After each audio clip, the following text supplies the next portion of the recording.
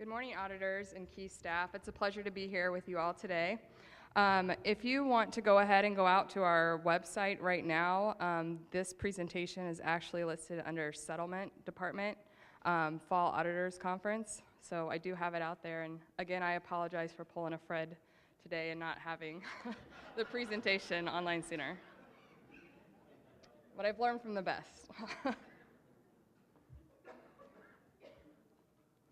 So for someone like myself that doesn't like to be in the spotlight and prefers to be more of the man behind the curtain, this is going to be a little tough following these great presenters today.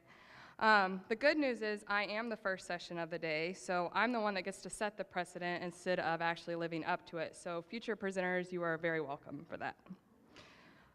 So as stated, I'm Courtney Everett, Deputy Auditor of Accounting and Finance for the Auditor of State's Office. I have actually been with the Auditor of State for 2.5 years now.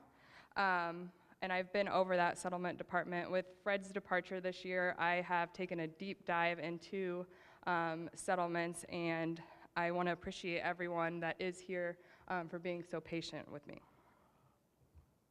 We're still in the process, like Tara said, of interviewing candidates, so hopefully by November, we'll be able to announce that. So the local government division. No, I didn't make a mistake on the slide. I thought with everything else that has been going on over this year, the LOIT to LIT transition, completely new abstract and settlement forms, 2 division directors, why not throw in another big change? So we are going to rebrand and name the settlement division the local government division for the Auditor of State's Office. Our contact information is provided here. Janie Cope could not be here today. She decided that she would rather relax on a beach than be at this conference. So when you guys get back to the office, feel free to call her and tease her about it. Although you should feel free to call us at any time at one of our phone numbers, our preferred method is that settlement email. And I know I just said local government division, and we still have the email called settlements, but Terry reminded me yesterday we have to do this in baby steps. So the first thing I want to go over today is fines and forfeitures. So we sent a memo out on Friday for the fines and forfeitures submission form. If you did not receive that form, please contact me and I will get it to you as soon as possible. Fines and forfeitures are supposed to be remitted semi-annually on May 1st and November 1st of each year. Those dollars flow through our state common school fund. So there's 2 sections of the form when you fill it out. The top section is where you actually will record your fines and forfeitures received from those clerks of courts, receipted to your fund 7107. Forfeiture amounts should include bond forfeitures and forfeitures from racketeering cases, and sometimes the courts will label those amounts due to the common school fund loan. For those counties that do have common school fund loans, you'll need to complete the bottom section of that form and remit any outstanding principal and interest that you do have for those loans. In that section, you record your balance as of May 1st, 2017, the principal and interest that you're remitting, and then your November 1st balance. Again, these are due November 1st to our office.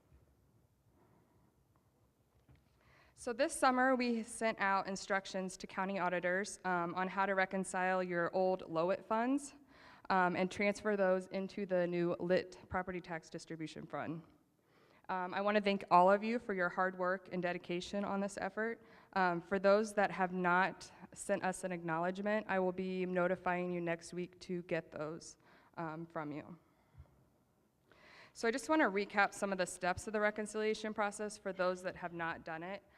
First, what you're going to want to do is go through each of your old LOIT funds and look and see if you have any balances in those.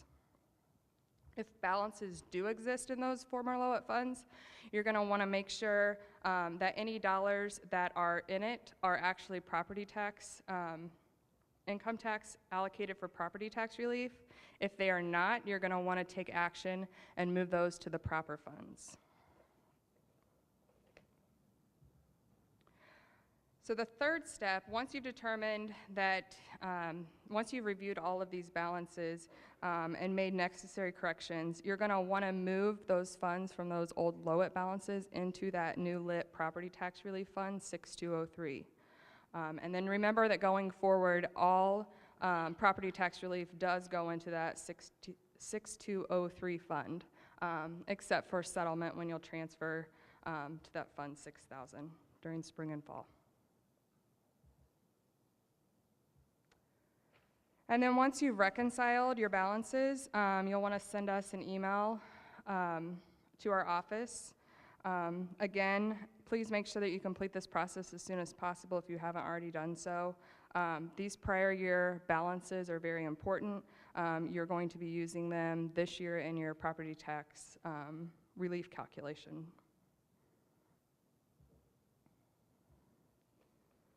Okay, so I want to do a small recap of June settlement, but for this, I'm going to need some audience participation.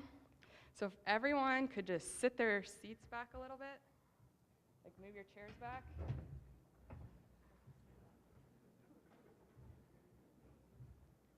Okay, I'm going to start with this side, front row. I want you to stand up and throw your arms in the air, and then the next person's going to throw their arms in the air, and we're going to continue down and wrap around until we get to the end when I say go.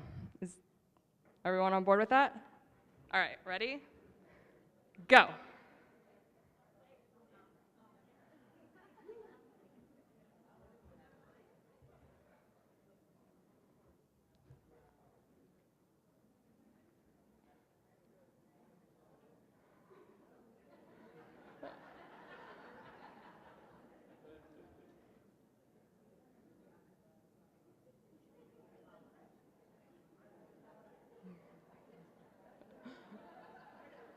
This is great.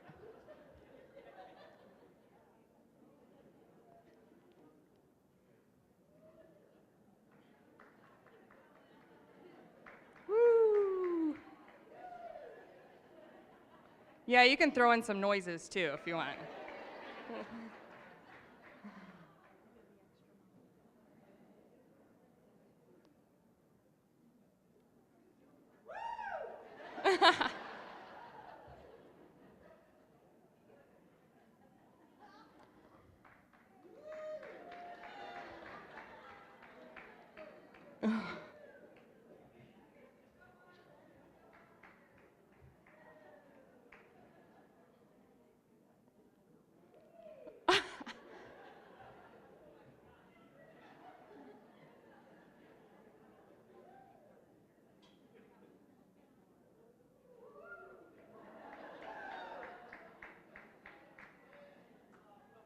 Come on, last row. Last row, come on. There you go. That was amazing. Thank you, everyone. That was very impressive. So this year may be the first year in our history that we have received 100% of the excise dollars for settlement by June 30th, which is amazing. So that deserved that wave. I want to thank each and every one of you again for your hard work on that. I believe part of the reason was due to the fact that we have our EFT policy and that checks aren't getting lost in transit or being delayed, but the biggest part of that was definitely you guys and your hard work, so thank you again. Next, I want to go on to December settlement. So those December settlement documents and updated instructions are going to be sent out later next week. I'm still reviewing those right now, but they should be available.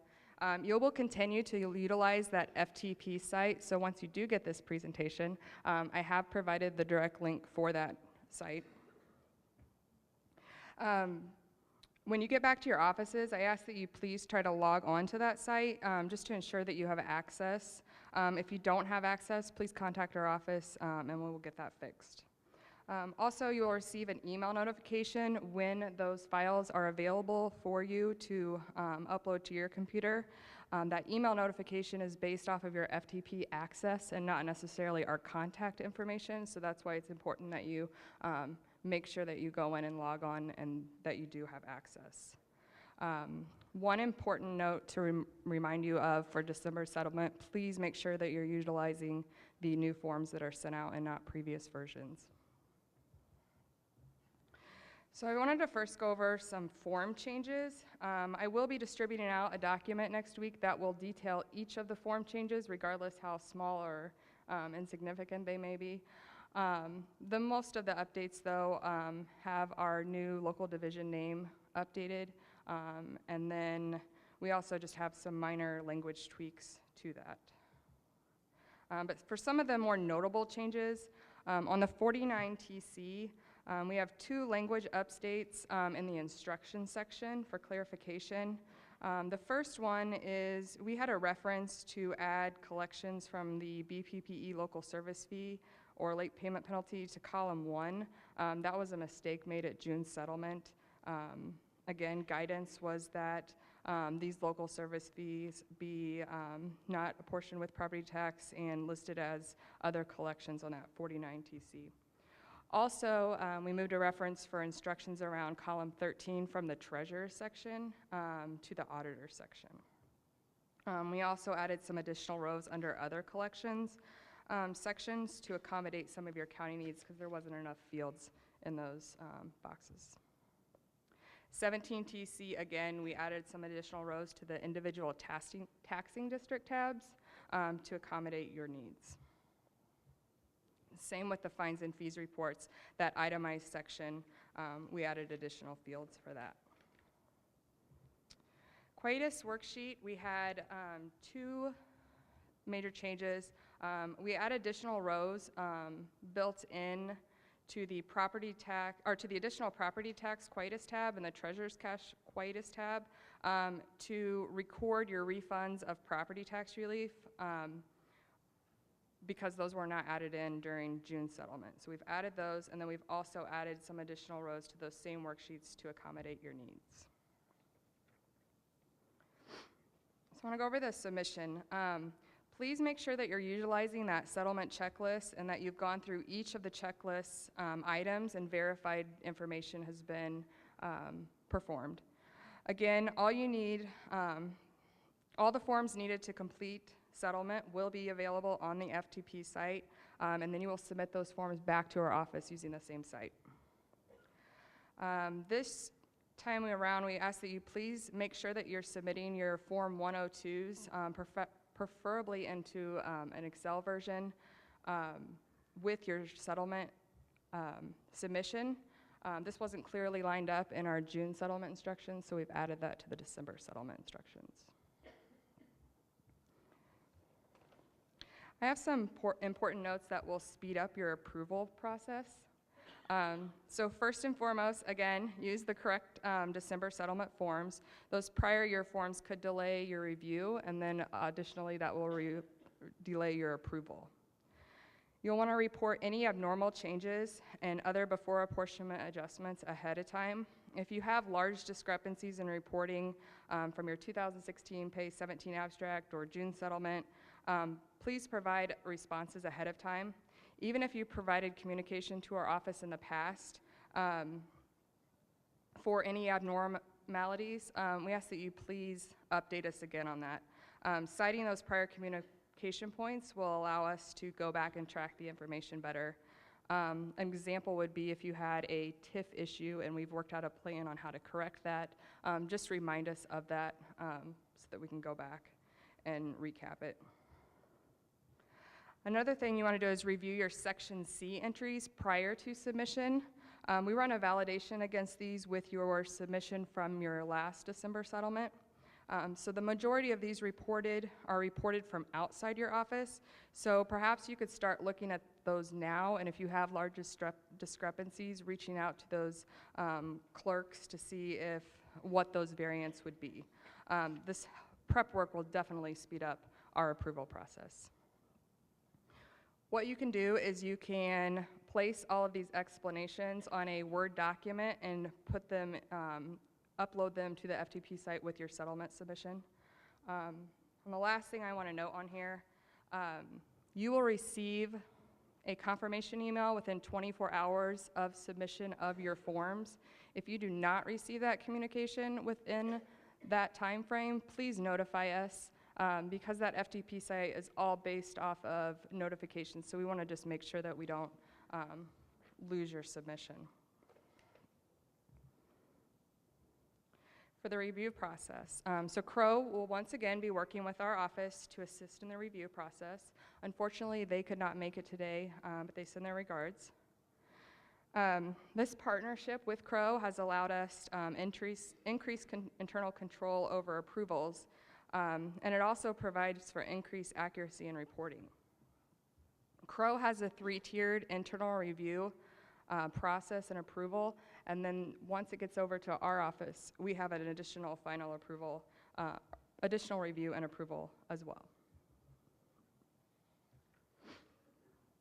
I think it's important for you all to have a good understanding of what we're actually reviewing in your settlement.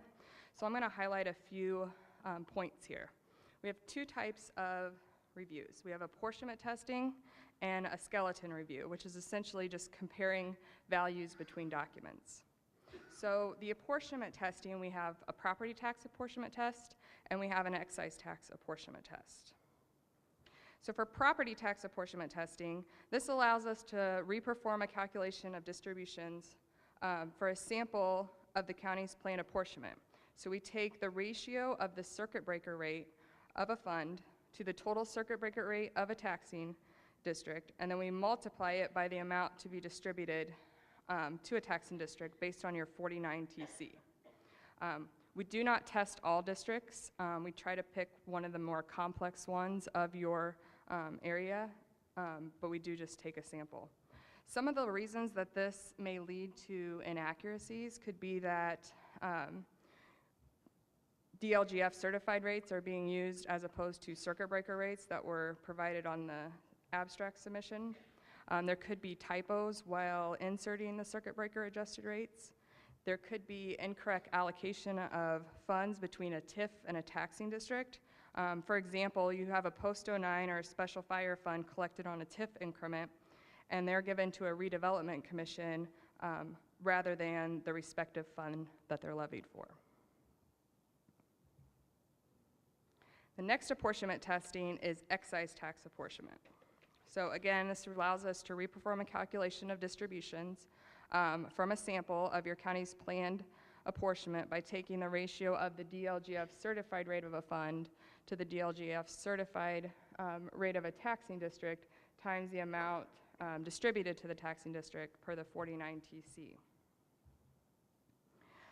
For counties with a levy freeze, include rates for your lit equivalency worksheet as provided by DLGF.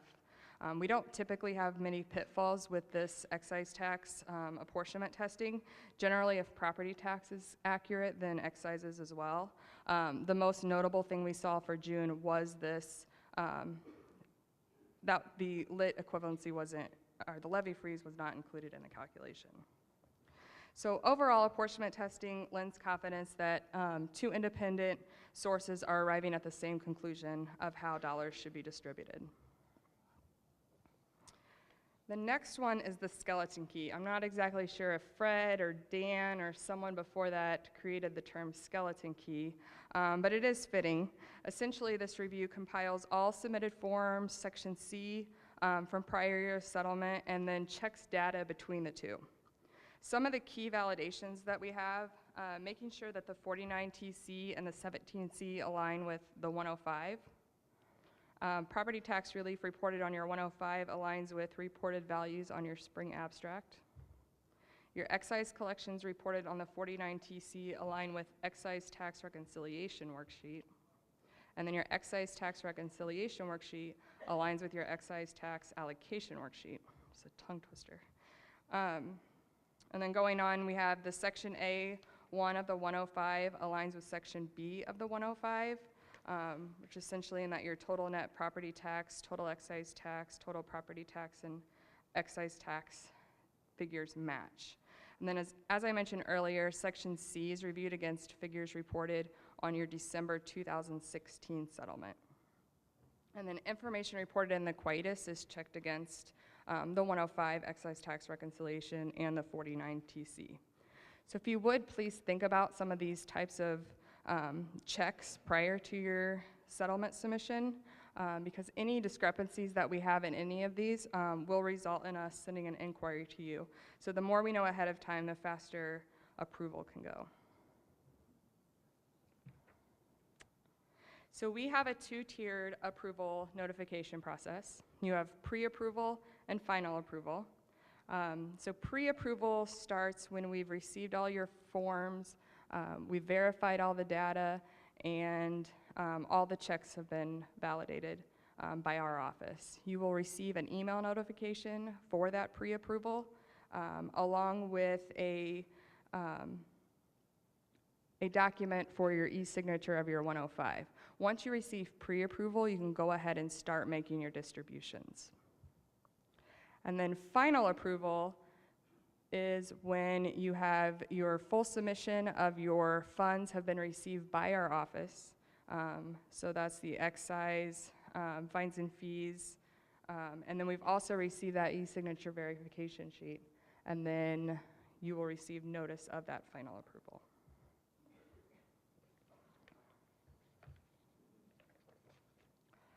So next, I just want to touch a little bit on the Gateway Initiative for 2017-2018 abstracts. We're partnering this year with DLGF to transition the abstract over into Gateway. They will actually be presenting tomorrow afternoon on this initiative, and I just want to ask that you please engage in that presentation and make sure that do not hesitate to voice your concerns or ask questions about the process. After all, this is your abstract. Also, I suggest that after the presentation, you go into that test site and kind of play around in there and make sure that things are working properly. Our office is going to continue our review of the 2018 calendar year abstract, so we will still be heavily involved. The property tax relief workbook will still be outside of Gateway this year. The biggest change this year will be the change in that you'll be able to use your prior year property tax relief balances for that calculation. And additional information is going to come after December settlement. So at the beginning of the state fiscal year, our office took a look at Indiana code related to applying population to distributions. So under Indiana Code 11353D, the federal decennial census population count is to be used as a default population factor for distributions unless otherwise specified in statute. And then under that code, there are specific distributions that are outlined where the most updated census information should be used as opposed to the federal decennial census. And from our office, those are the motor vehicle highway distributions, the local road and street distribution, the cigarette tax, and ABC gallonage distribution.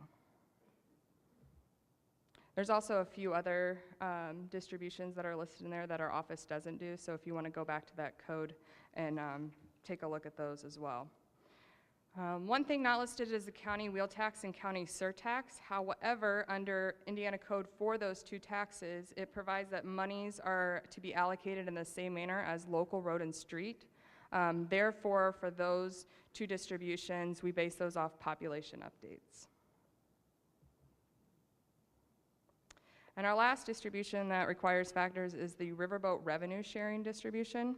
So that is not specifically listed under the federal census population code, nor under the disposition of tax revenue, which is the riverboat revenue sharing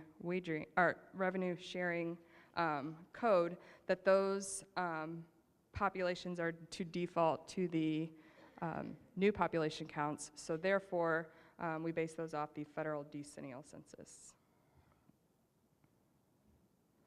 And the last thing I want to touch on is our land banks.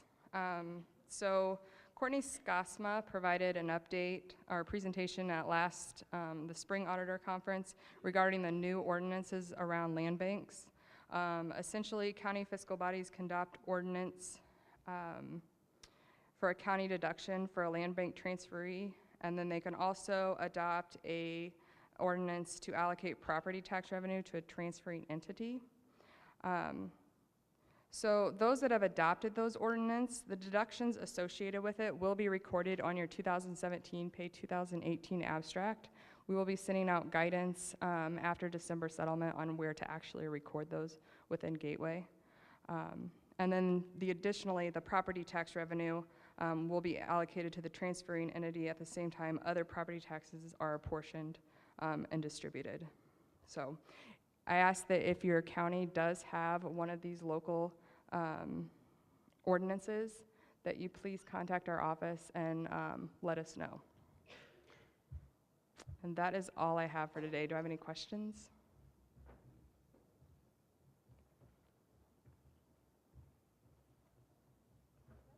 Well, thank you very much.